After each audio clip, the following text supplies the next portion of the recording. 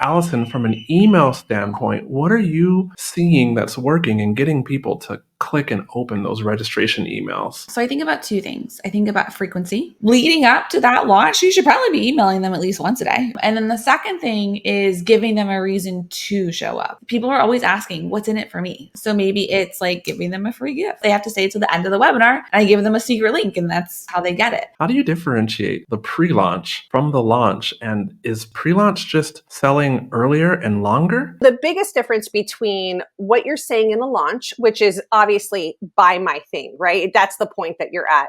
What you're doing in pre-launch is you're getting people to buy in, I always say you sell your process, not your program during pre-launch. One of the most effective ways to get the right people hearing about your launch and signing up is to say, Facebook, here's my email list. Now give me a lookalike audience. Ooh, this is going to be a good episode. Welcome back to the Art of Online Business. And this is the first of a 3-part series where 2 experts are joining me to help you understand how to master your launch. And that includes the pre-launch phase, the launch day itself, and then maximizing that cart open period so that the most people possible can come into your program or subscribe to your membership or decide to work with you on your or inside of your offer. Those experts are none other than 2 previous podcast guests, Allison Hardy, who is an email marketing specialist, and Brenda McGowan, who is a launch specialist. And of course, I'll be sharing goodness about Facebook ads too. But the cool part is both of these ladies have helped hundreds of clients in their areas of expertise. And actually, both of them are good at the others' area of expertise too. So this conversation you will enjoy. And again, it's part 1 of 3. And now let's jump into the episode. So excited to be here with you, QUÄY.jo and Allison. And I know I'm excited to talk about my expertise, which is in pre-launch. Allison, yours is in email marketing. QUÄY.jo, yours is in Facebook ads. And so all together, we make a really great team, if you will, of how to launch and really maximize your launch this fall. So I'm excited to get started.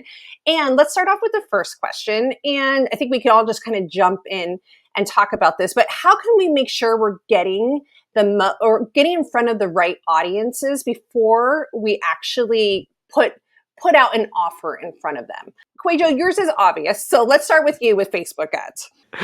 So when running Facebook ads, and by the way, Allison, Brenna, it's really cool to be here with you. And I can't wait for all the value that you're about to share with the listeners.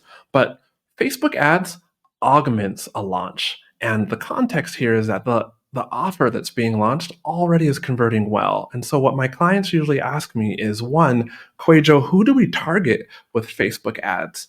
And is there sort of a rhyme or reason to it with the type of audiences we target? And so absolutely, here's what you can do quick and dirty.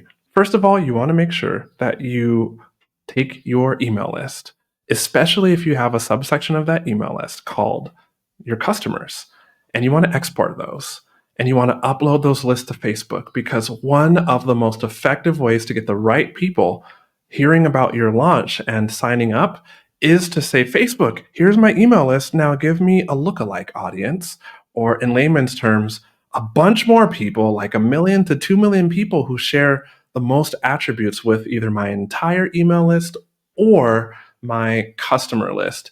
And just like that, with some well-researched, and you'll get to hear about how to write copy from Allison in a moment, but with some well-researched, well-written ad copy and some ad creative, you will be able to set up the right kind of people to see your launch and make a decision if it can help them or not, and to opt in. I love that. What about you, Allison? What do you think is the best way? Yeah, I think about like the vehicle. So if just an example here. So like if your audience is like a bunch of really busy moms and like maybe you help them with like some sort of time management thing, like having them show up to an hour-long webinar is probably not going to get the job done, right? Like we're not going to show up. So thinking about like the launch mechanism, I think is actually really, really important. So like if we're using that avatar, the busy mom avatar, like maybe it's a series of 5-minute long videos, like maybe like 4, like it's super short, but gives them like action in order to actually move forward. So I think thinking about like the actual, what you're asking from them is really, really important. Now, other audiences may love the hour-long webinar, and that like gets the job done for them. So it's really knowing and understanding your avatar and really helping them to understand, like, yes, this is important, but I'm going to help you do this in like the path of least resistance for them. Yeah, I agree with that. And I think too, like when I help people during pre-launch, we're always thinking of like, how can we diversify how we're getting in front of people? And it all depends on like who your audience is, going back to what Allison said. So we're looking at, okay, how are they consuming content? I always say people should hear you or be able to see you. We can break it up into, some people like consuming longer form content, so longer emails. Other people want something quick, and maybe they're looking at a Facebook post or an Instagram. So that would be the other thing that I would think about is, okay, let's think about where our people are, like Allison said, how they consume the content, and then how can we even diversify it even more with longer form content, shorter form content, audio, video, and do it in a way, because that's the most important part. And I think we'll all agree, is doing it in a way that's not overwhelming to us or our audience. I got a question, Brenna, for you. Yeah. You're the pre-launch specialist. And I remember when we were first having a conversation, a question that popped into my mind is how do you differentiate the pre-launch from the launch? And is pre-launch just selling earlier and longer? Right. This is a question I get. It's funny. I was doing market research this week, and this person asked me, like, how long do I have to pre-launch? And I typically say 4 to 6 weeks. And she's just like, that seems like way too much work. And I told her it's not more work necessarily. It is and it isn't, right? Like, I think everything in business is work. So I also don't want to make things seem like, oh, this is so simple. And you're not going to take any thought. Like, not everything is easy. But what you can do and think about is, okay, how can I make this time in my launch the most effective and redirect energy so that I'm being strategic in what I'm saying? And so the biggest difference between what you're saying in a launch, which is obviously buy my thing, right? That's the point that you're at. What you're doing in pre-launch is you're getting people to buy in, I always say you sell your process, not your program, during pre-launch, which is you need to get people to have a belief in your system, your framework, your mechanism. Like, QUÄY.jo, you're a great, easy example, which is if I'm going to buy a Facebook ads course from you, I have to believe that Facebook ads is the way for me to grow my audience with quality individuals who are going to buy from me, right? So that is what we're working on during pre-launch. And we're being very intentional about the content that we're putting out. And we're also looking for ways to make sure that people have natural objections. Like, I'm going to have natural objections to you with Facebook ads, right? Like, it costs too much money. I can't do it on my own. Like, I could come up with, I'm your ideal client, right? So I can come up with a bunch off the top of my head. So if you start dealing with those, if you start connecting with someone, you start dealing with objections, you start helping people shift the way they think about how you can help them. When you put an offer in front of them, sales becomes much, much easier. And my next question, to help you, please, Allison, piggyback off of that. Like, as Brennan is talking about these objections and you being an email strategist, like, how do you usually find the objections that an audience could have and address those in email? You got any cool nuggets of wisdom for us? Yeah. So your people will tell you their objections. They have no problem telling you why your process isn't going to work for them, right? So yes. If you can listen to what they're saying, and of course, like, take it and ingest it and figure out like how your offer, your program really helps them to make that not an issue, you can relay that really easily through email. So like when it comes to, maybe getting people into your event or helping them, like what Brenna said, to be sold on your process, what are those major objections to what you're experiencing? And how can you relay that information to them without like being a jerk about it, right? Without like poking at the pain, but how can you call that out and then show them, oh, by the way, I have this thing, it's called this, and it's going to help you do X, Y, and Z. And you're not like telling them they're wrong, but you're getting them to think about it differently. So they're thinking about their pain point. They're thinking about their objection differently. And when people think about things differently, like what you said, Brenna, they then like buy the offer because you've helped them to move through that objection, that limiting belief. And now they see, oh, she helped me to do this. Okay, now I can do this. And oh, that program seems awesome. So it's a much easier way to sell without like, actively selling. It gets them excited to buy from you. Yeah. And I think that's my favorite part about pre-launch is that you're able, to me, when it comes time to launch, I can be 100% like buy my thing, and I have no reservation because I have really prepped the people who are ready to buy. And at the same time, I'm allowing people who aren't necessarily ready to go ahead and bow out because I've been so clear with my content on where I'm moving someone to. So I think that's another, people are always afraid of being salesy or icky or pushy. And I think at some point we have to be straightforward and ask for the sale. But I think it's a lot easier to do that when we've done this process of exactly what Allison said. Yeah. And not only, I'm sorry. The one last thing I'll piggyback off what you said is that you can take that same content that you'd put in an email too, and you can do a live video. We could do a podcast, right? Like all of these other mechanisms. And that goes back to the way we diversified is like, this is why when people start saying, oh, it feels like so much more work. It's like, well, you're actually going to be, it's more, maybe a little bit more work up front, but you're getting more bang for your buck, if you will. So. Yeah. And you've done that job of developing that know, like, and trust factor. So when you say, hey, buy my thing, if that know, like, and trust factor is strong, they're going to say, either going to say yes, or if they don't say yes right there and then, they're still going to hang out with you. And maybe they're going to buy the next time you launch because that trust, that know, that like is there. And I think that's what a really effective pre-launch does also. Yeah. And one last thing I'll say on that too is because I have been doing my own market research interviews. I've done quite a few in the last couple of weeks, is people are scared to buy. And I think that goes back to that know, like, and trust people.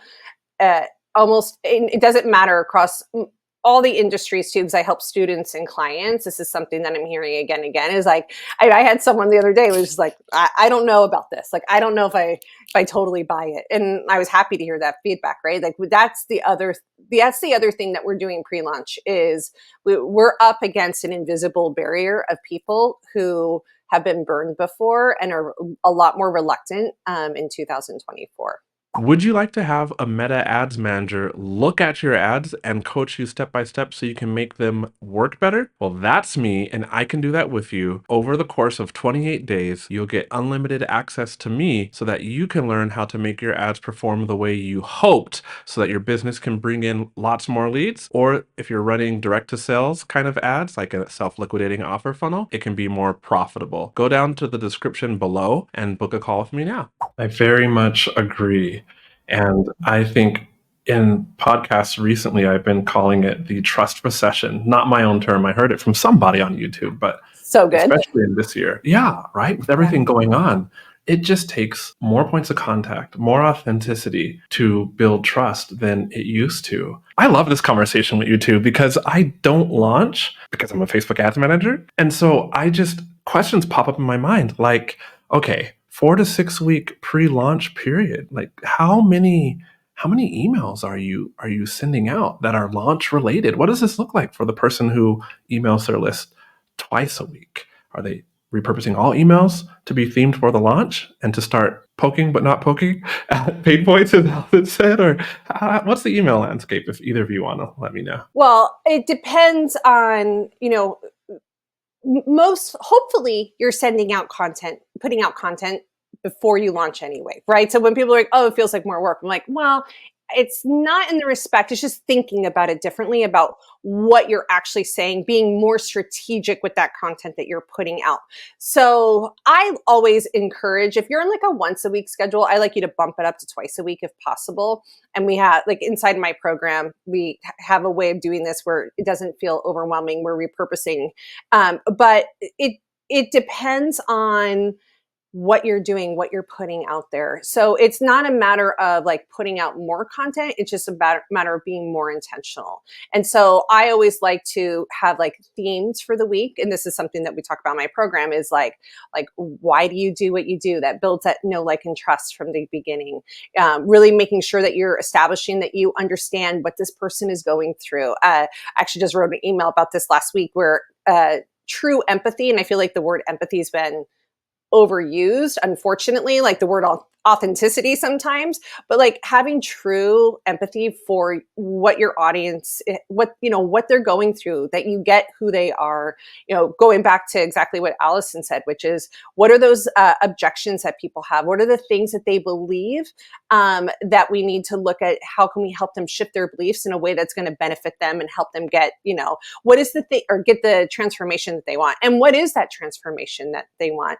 When it's funny, when I help clients and students, when I start really asking like, okay, what is this thing that this person really wants? A lot of times people aren't crystal clear on that. And I think that's the other thing. And going back to market research is like, what is this thing that people really want from you? And how can you talk about that? So you're not in pre-launch, you're not selling necessarily, although I do like a good pre-sell during a pre-launch. You're not selling, you're creating content that supports the sale, which is what is different. I have to say something here. I was just on a client call last week, you two, and this comes up often where we're looking at somebody's launch and inevitably the show-up rates, whether they're doing a challenge, a boot camp, live trainings, or recorded trainings, or a live webinar, we're looking at their show-up rates, and industry standard is right around 30%. And so as I was helping this lady, her show-up rate was at 14. And I was like, okay, we need to just start going through then, starting from the registration page and see why the show-up rate could be low. And usually, I'm thinking at least 8 times out of 10, I know where I'm going to provide the most value is looking at how often somebody is sending out emails following a registration period for the launch. And the mistake that the listener will absolutely want to avoid is in Facebook ads world, we turn on ads 14 days before a launch, sometimes 16, but usually right around 14 days. And the mistake that you want to avoid, dear listener, please send out more than just 2 registration confirmation emails, because then what happens is in this busy day and age, somebody doesn't hear from you potentially for 12 days, up to 12 days before your launch. And then they don't show up because they just forgot, because we get so much communication. So I am curious, if that's from a Facebook ad standpoint, Allison, from an email standpoint, what are you seeing that's working and getting people to click and open those registration emails that come out between the time they signed up for a webinar and between the time the webinar starts to keep them engaged and showing up at the webinar? Yeah. So I think about 2 things. I think about frequency. That's the first thing. So if when the cart opens, you're emailing them twice a day, let's just say that's the example.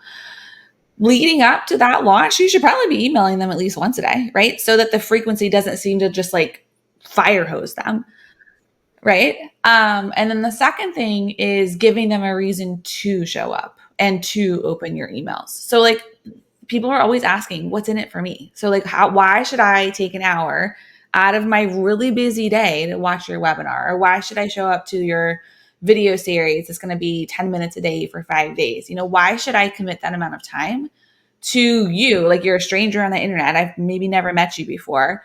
And you want me to do what? You want me to show up and watch this thing from you? Like what's in it for me?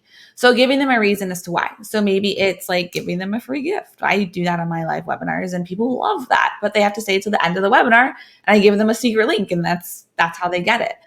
Or like even having something like as simple as like a calendar link.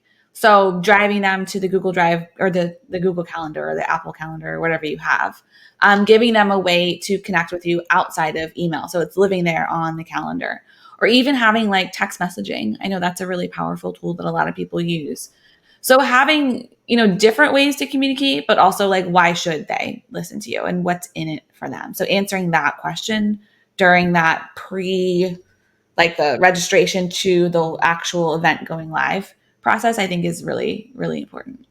Yeah, I agree. And I think what we forget is that we have to sell someone on every stage of the process, right? Like in pre-launch, we're selling them, let's say, on our process. Once we get them to sign up, our registration emails are to get people to sign up. Once they sign up, now we have to sell them, if you will, to get them to actually show up, right? Each step is a different set of conversions. And the other thing I think people have to think about as well is think about with a freebie, how many times have one of us grabbed a freebie and never looked at it? I don't know what the stat is. I need to find it. It's a lot.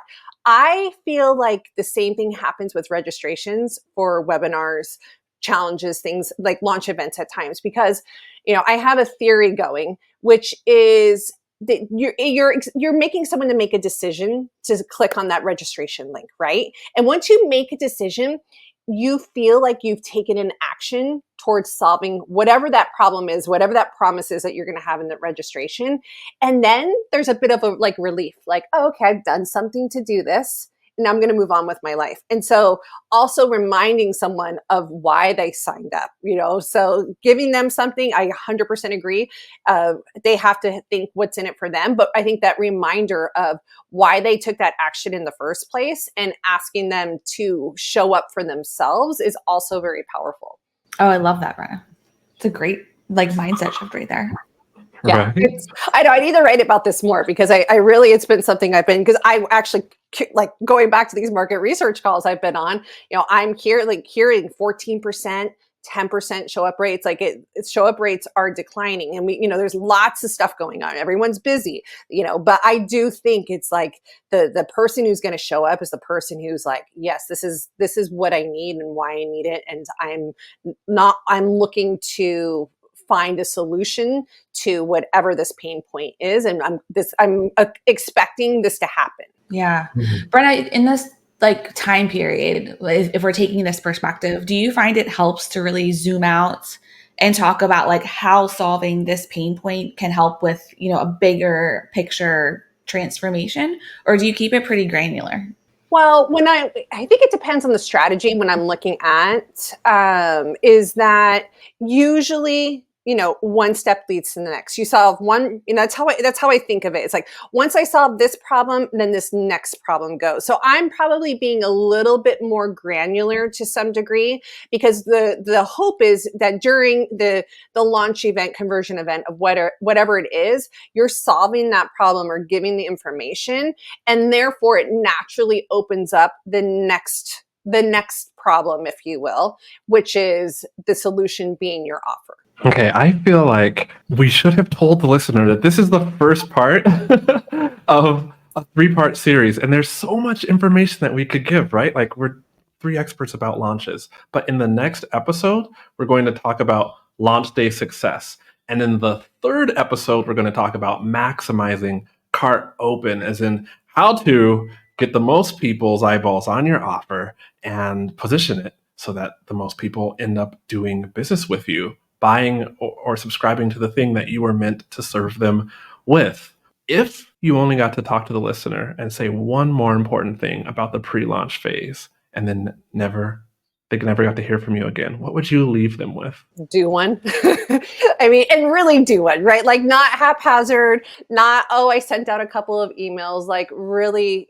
And of course, I'm biased. I teach a whole program on this. So, like, full disclosure, I have the pre-launch plan program that shows you how to do this.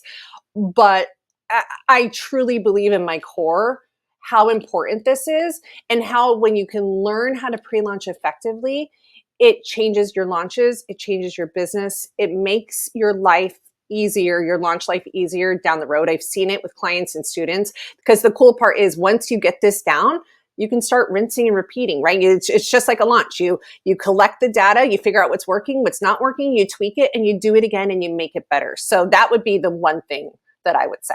My piece of advice would be to think about how you buy. So I'm the type of person, I'm a little somewhat over analytical sometimes. And so when I find something I want to buy, I do a lot of research. And so it takes me a little bit of time to buy something. So if we're thinking about our audiences and taking that idea and applying it to our audiences, when it comes to launching, pre-launch, active launch, whatever it is that you're doing, your people are probably not going to buy the first time you tell them about the thing, right? It could take them a little bit of time. It's a long-term game. Yes, you can have fast results and all that, but think about how you buy and then apply that to your business. Because I think we usually buy similarly to our ideal clients. So if you need a little bit of time to buy something, maybe consider bringing that idea into your business. And so having that pre-launch runway can be a really powerful tool for getting those faster results during the active launch. I like it. I like it. For ads, I think pretty simply, don't give yourself like this tons of pressure to make the perfect ad. If you're already posting the social media, then you already have an idea. If you just look at your feed, like what kind of creative, vertical video, usually for my clients recently, is performing quite well. And you already kind of get, if you look at the messaging that you've attached to your vertical videos, your short form Instagram reels, then you kind of understand too what messaging is working the best. So when you're running ads to your launch, just make sure that you run more than two types of ad. I always recommend, and it's the same thing I do for my own clients, start off with 3 different pieces of ad copy. Come to the launch registration period ready with at least 3, 5 different Instagram reels or vertical video, and then just test your ad copy first with one ad creative. After several days, you can see which one's giving you the best cost per lead. Turn off the losers, kind of like the Olympic trials, and bring in 2 more contestants, so to speak. And your business will really love you for having spent the extra time to test through the ads, because you'll come to that ad. Maybe it's the 1 in 10 ad that outperforms all the other 9, or the 1 in 20 that outperforms all the other 19. And that will end up bringing in a lot more people to your launch than you could have ever imagined, especially if you only went with 1 ad. And if you're doing a pre-launch, that's also going to help support your ad copy, because you're going to be collecting data along the way of what's working and what's not working. So I agree with you that using it to fuel your ads is only going to make your ads better.